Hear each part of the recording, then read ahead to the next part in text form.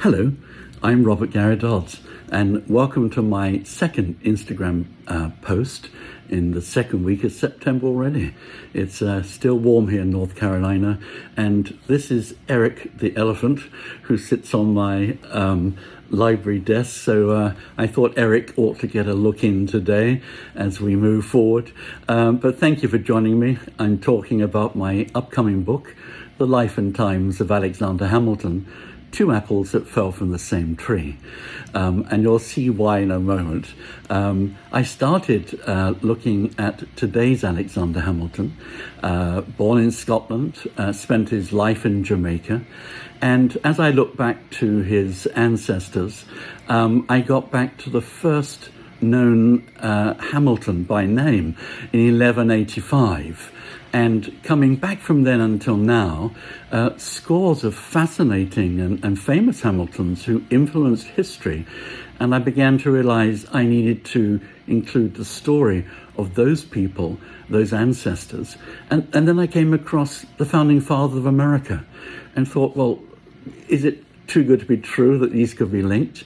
But through many weeks of detailed research, genealogical studies, definitive new DNA evidence, chronicle information written at the time, even topographical information, I was able to evidence that the founding father of America, Alexander Hamilton, and today's man that carries his name are directly linked. They share the exact same ancestor.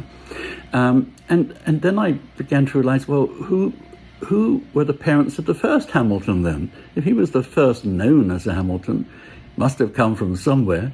And again, lots of research, new DNA evidence again, geological information, historical records, chroniclers, and so on. I was able to trace back all Hamiltons to a Viking earl who invaded Normandy areas, we know it today, in the year AD 909.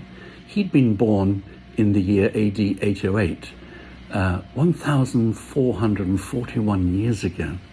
But when you evidence that and start to look at the famous ancestors from the Hamilton born in 1185 in England, you really stand back. And I realized this book was about that huge volume of ancestral history and a lot of famous stories from those people, as well as the founding father of America and today's Alexander Hamilton.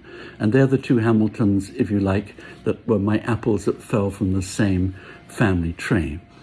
And going to the fifth generation of that Viking who invaded France and stayed in the area of Normandy, his fifth generation, his third great-grandson, joined his cousin, William, Duke of Normandy, to invade England in 1066. And most will know the famous Battle of Hastings in that year. And William beat the Saxon King Harold and was declared King of England. His cousin, one of the two de Beaumont brothers that went with him, Robert, was later made the first Earl of Leicester, the first Norman Earl of Leicester. And it is his great-grandson that was born de Beaumont, but as an adult became known from a town whose name is similar to Hamilton. But all the details of that are in the book.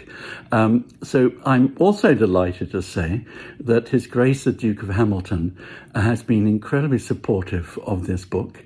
He's written the foreword of the book to go in the published version when it comes out in January next year. I would encourage all of you, your family and friends, and please say something on Facebook, or if you have Instagram, your own Instagram page, to tell people, come follow me, because each week going forward from next week onwards, I'm reading or telling a little story from each chapter of the book over the next 3 to 4 months.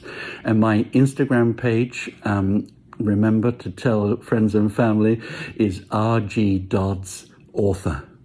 or at RG Dodds Author, I think is the correct phrase to use. But thank you so much for coming and today and listening to me.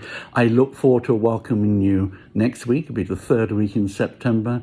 And until we meet again, goodbye.